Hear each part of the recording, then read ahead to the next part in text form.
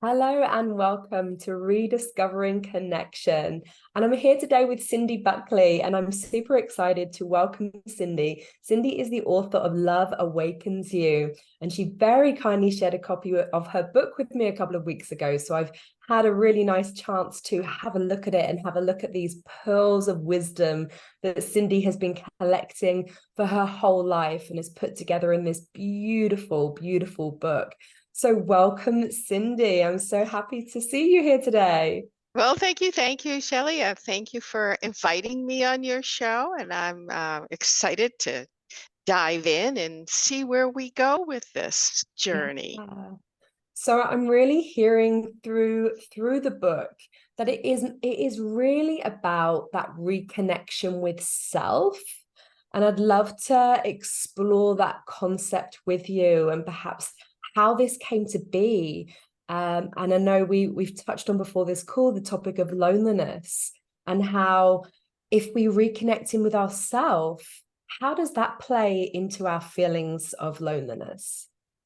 Well, one of the things that the book does is, let me just start with, it helps you to understand and recognize the difference between love and fear, because fear is incredibly pervasive in our lives, and we aren't even aware how pervasive it is. Pretty much all our lives are based on fear. Everything we say, do, and think is based on fear. And what the book does is, you read the book, it unlocks your true potential. The way the words are put together, it causes you to open up to a new way of thinking. And when this happens, you learn to trust your intuition more, yourself, Holy Spirit. I use that because I'm a student of A Course in Miracles. I don't mean it in a religious sense. I just mean it as a presence much greater than myself. Holy Spirit, higher self, divine source, God, pick a term, whatever you're comfortable with. It doesn't matter to me. Intuition. I use intuition, loving guidance, Holy Spirit. I use them all interchangeably. Okay. When you learn to connect to those, your life becomes easier, happier. And the big thing is, you will feel less loneliness. Now, I'm going to tell you, when I was 16, I got fired from a job. I was being sassy, and I got grounded for the summer.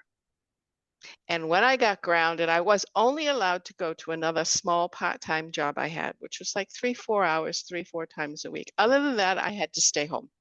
This is my 16th year. I spent a lot of time with Jesus and the angels. Didn't realize that's what I was doing, but a lot of learning happened to me at the time. But of course, I didn't embrace it till my early 40s, when I actually found Disappearance of the Universe by Gary Renard and A Course in Miracles. So I read A Disappearance of the Universe and A Course in Miracles, and I did the workbook in A Course in Miracles all at the same time. And I would not recommend you do that, because your ego is going to get challenged. Yeah, I was in a rush. Don't be in a rush. Everything happens when it's supposed to happen. Whether you want to believe that or not, it's true.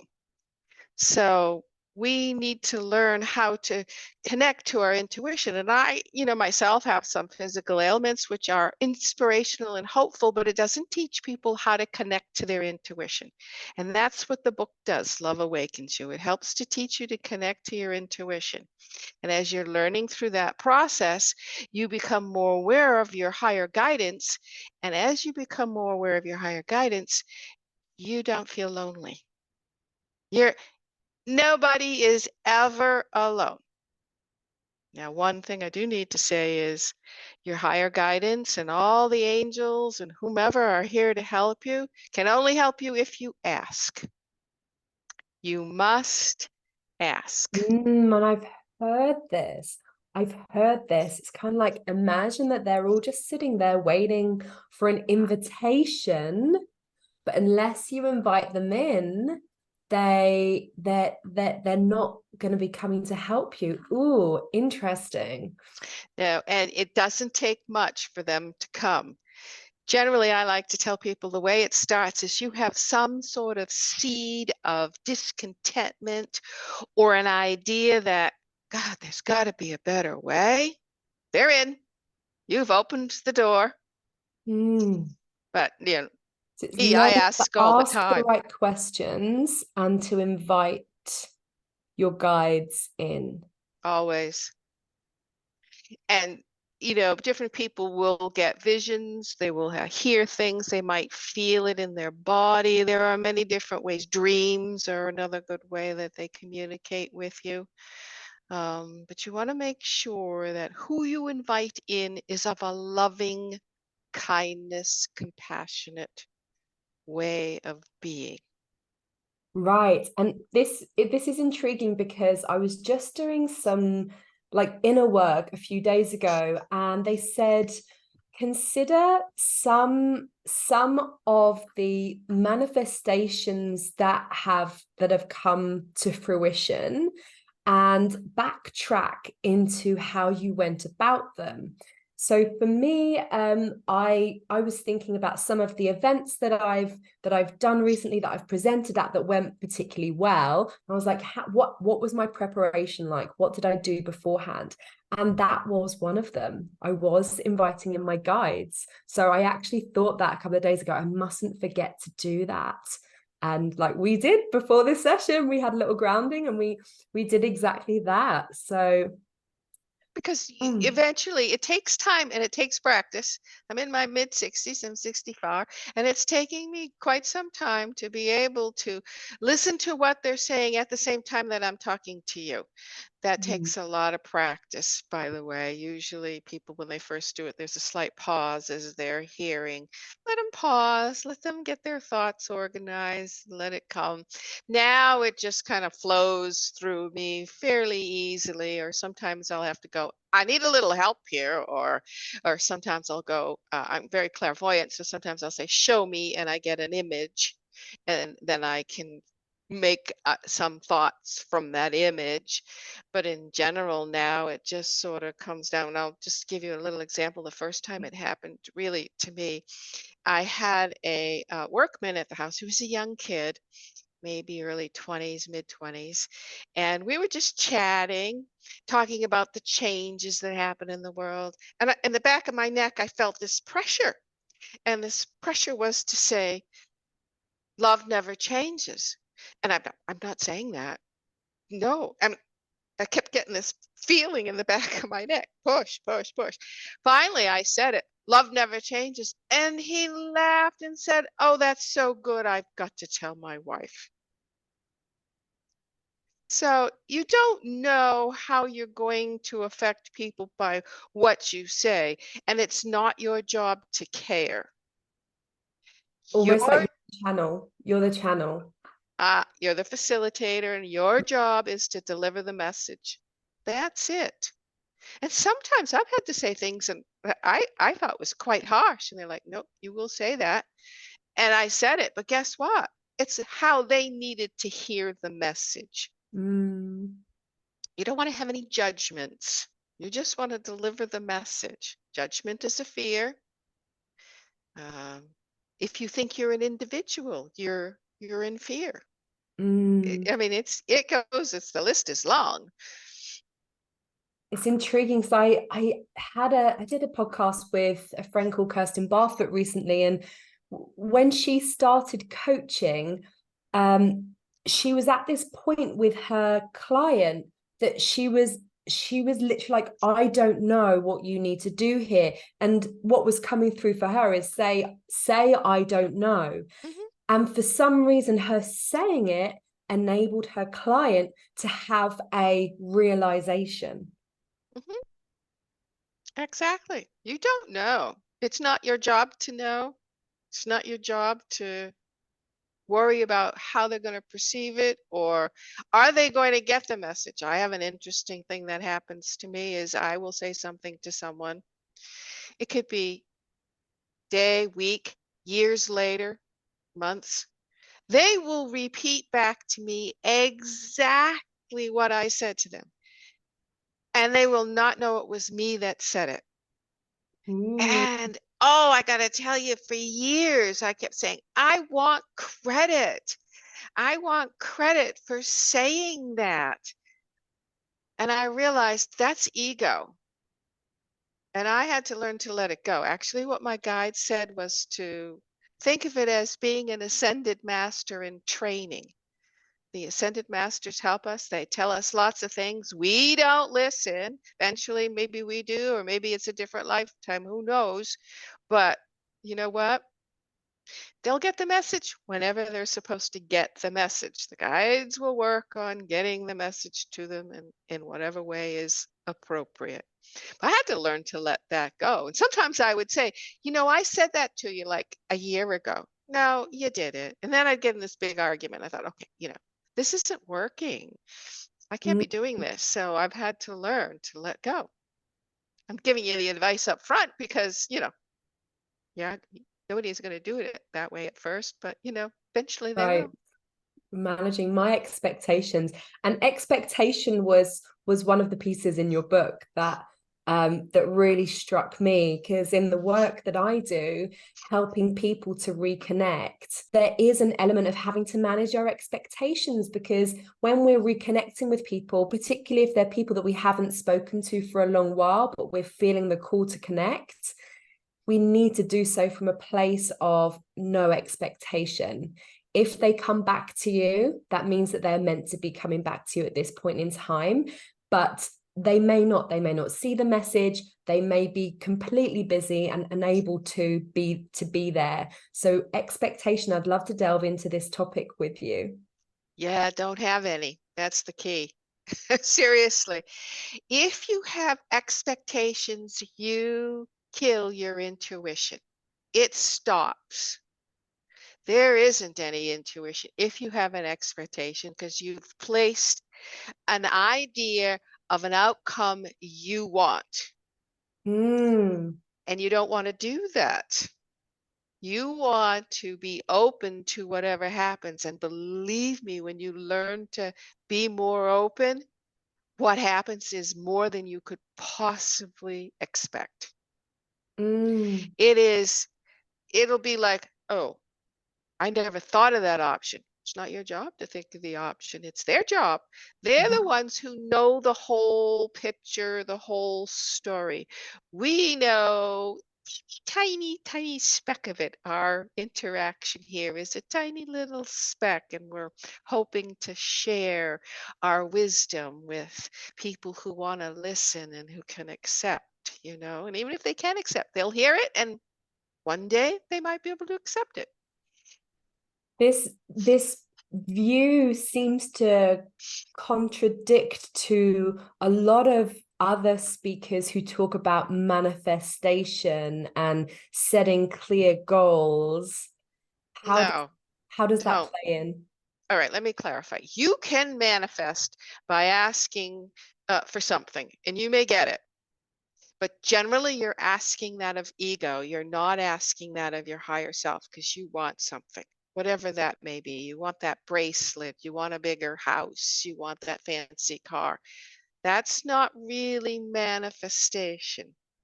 Manifestation is what's done with your guides, and it will always be what you need and what's for best for everyone else. That's what true manifestation is. The idea that you want to have a clear idea of something you want, yes, you can have that. You may not get that if you're in connection with your higher selves. And that's okay, because what comes is way better. In terms of the human connection, though, I had some experience of this over the summer. So I'm living in a new place. I've moved around a lot since I've been in Canada. So I moved to where I am now in January. So this is when I really started doing the work to intentionally build my own circles with people who I can really be my authentic self around. And there's space in there still. And in the summer, I went to an event, and I was kind of setting intention. I knew where I was at, and I went somewhere on my own to a festival, and two people that I met were exactly the people that I needed in my life at that time. So it was really like, it felt like full alignment. I met one who was part of the business community here, and I met another who was a speaker on stages around the world. And I was like, I needed to meet both of these people. Is there a way that we can do this with intention? Yes, you ask your guides for help. I mean, I know we live here as humans. We have to do the human life. We need the human connection, whatever that is for people. Um, but you always want to be guided by your higher selves. I can't stress that enough, because when that is, the synchronicities that happen in your life is stunning. I mean, who you need to know will know. What you need to know, you'll know it when you need to know it, not before and not later. I mean, it's amazing. I mean, I have things happen to me like that all the time now, and it's so much fun to be able to to just go, oh, I'm supposed to meet that person. Or if I get invited somewhere, sometimes I'm told no, but most of the time I'm like, would you go? And so I go to, because I'm kind of a hermit. I like being a hermit. I've had so much guidance that the human connection is something I'm learning more about. And Mm, so and it's not a bad thing, by the way. It is not a bad thing, but I need to get out there to share the message. mm. something that I find is curious. So when I get invited to events, I do tend to have a immediate yes, you want to go, or no, you don't. There was an event I was invited to a few months back, which was a full moon ceremony, and I was an instant no. I was like, I don't want to go. And I said that I wouldn't go. And now looking back, I'm like, that would have been an incredible Mm, event. The group was really good. And I'm kind of a little bit regretting the fact that I didn't go. Do I need to say yeah, yes more? yeah. Even We if need it to feels say, like, even if it feels like, sometimes we have to get uncomfortable to get where we need to get to. And right, that's not going to stop your whole life. Sometimes we say just get a yes little more. uncomfortable. Say Mhm. yes. Course in Miracles teaches always say yes, unless, of course, you feel like your life is going to be threatened. Then obviously don't. But say yes. There's no harm in saying yes. There's also Thank you. no harm in saying no, but say yes. I would love to go into another one of your. Okay, so another one, conflict. Says Mm, that conflict makes you feel alive. I'm quite a conflict averse person. So I was really intrigued to read this and go, oh, okay, let's but explore conflict this. is not a good thing. You know, Mostly it's not a good thing. I should clarify that. People like conflict because that's what makes them feel alive. They love the adrenaline rush that they get, or knowing that they're going to be fighting someone in whatever way. It could be sports, it could be an argument with someone, it could be yelling at the TV over something. Who knows? But that's what most people get from conflict. I don't. I'm not really big on conflict, but people love conflict. Hmm. And you say that happiness is the road to recovery. It is. Whenever you're sad and not feeling well, being happy is what makes you feel better. And do you have some tools that have kind of helped you on your path to happiness when times haven't felt so good? I Have have a, you? I Mm, have a couple things, yeah, that I can share with people. One is a saying that I teach everybody. I am always safe and protected. mm, Now, say it when you're sad, and say it when you're happy. Say it both times, because when you're sad, it does really help lift you. It's simple, it's effective, and when you're happy, it just reinforces the happiness. So it's a two-edged sword. It does both things for you. I am always safe and protected. That's one of the things. One of the other things is take deep breaths. You'd be amazed at how much more oxygen in your body helps release stress from it. And it releases it from your mind as well. And there are hundreds of different ways to do deep breaths. I mean, the one thing that's very common among all of them is to put your hand below your belly button. And when you take a deep breath, breathe in through your nose and make sure your belly is going out. And then when you breathe out, hold it, pause for a moment. Don't have to pause for a long time. And then release from nose and mouth. And the reason why you want to do the nose and mouth is when you release from the nose, it does the upper chest, the mouth does the lower part. So if you just breathe in and out of your nose, you're only doing the upper part. Breathe in, and it takes some training to do that. And if you're new to it, you might get lightheaded, and that's okay. Just keep practicing. Do 3, 4 at a time, anytime, all the time. I do it all night long because I stop breathing, you know. I really felt that when I did that. I breathed out the nose and the mouth, and I never do that. No, and it takes training. Yeah, I thank you. And there are lots of different ways you can, there's do counts, pull in 4, hold 4, out 4, hold. I can't be bothered The with any of that square stuff. Yeah, count. do the Yes. square. There's the oval. That's all too regimented for me. So And I would love if you would grace us with a meditation from your book, Love Awakens You. Would you be willing? I certainly can. Let's see. We have Remembering Home. Beautiful. And how And should we be? Should we close the our way, eyes? Should we have our hands anywhere? yeah, you should be sitting comfortably in a chair. Um, Hands resting in your lap comfortably. You don't have to. What I want is your body to be able to be relaxed and no stress. So lower your shoulders, because that's where we tend to lift our shoulders up. Okay, close our eyes. And what we want to do now is we want to take a long, slow, deep breath.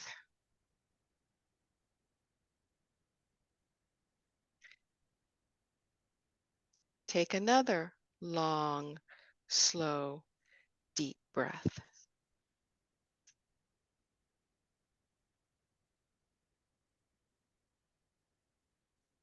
Take another long, slow, deep breath.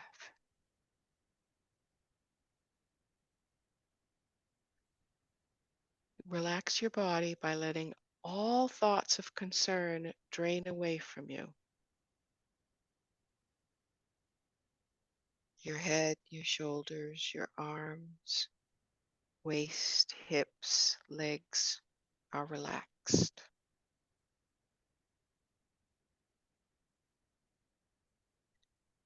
Imagine you are surrounded by a golden white light. This golden white light permeates your body.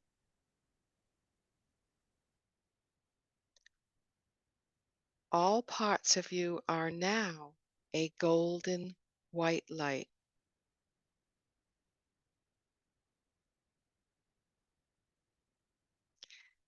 Imagine at your heart center a flower bud. The bud is tightly closed. Slowly, one petal of the flower opens. As it opens, a small puff of air is released. You notice another petal is slowly opening. It also releases a puff of air.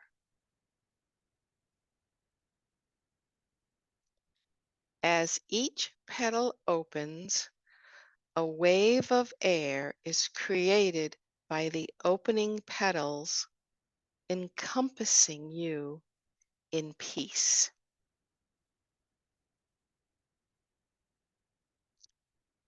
The ruffled edges of each petal remind you of a soft, warm feeling of long ago.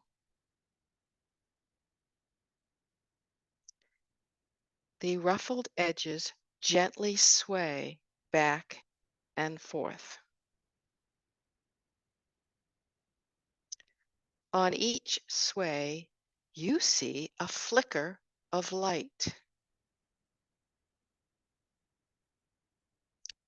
The swaying becomes faster and faster. The flicker of light becomes more. The light is an open doorway to the inner recesses of your hidden soul.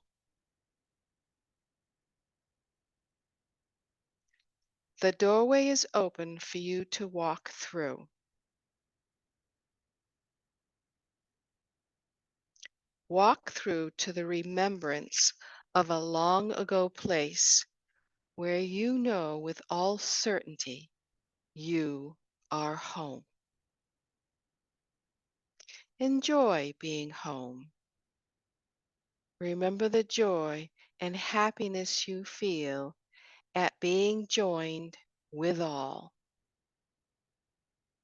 Rest in the knowing you will return.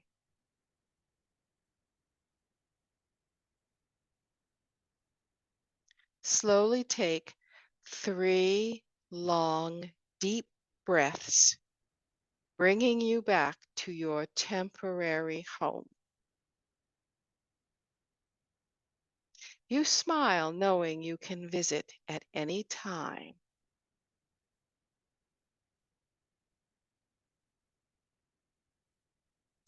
Slowly open your eyes and see how things look different. Notice how you feel different. Know that things will not ever be the same.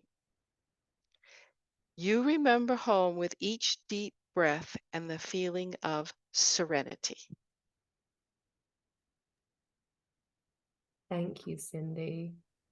You're I welcome. love just the idea of this coming home and how whenever we go into meditation, wherever we are in the world, whatever age we are almost ageless and we could be anywhere, but going into this space of home and remembering we're coming back to ourselves. Yes, we are. Thank you, Cindi Buckley. I've really enjoyed connecting with you today and Thank you. exploring our guides, and let's encourage our guides to be with us on this day as we go forth. Are there any final words that you would like to share, or how can people find you? You can find me at my website, Cindi, spelled Cindi, Buckley, BUCKLEY.com. You can find me on LinkedIn and Facebook. And the book is available on Amazon, Love Awakens You.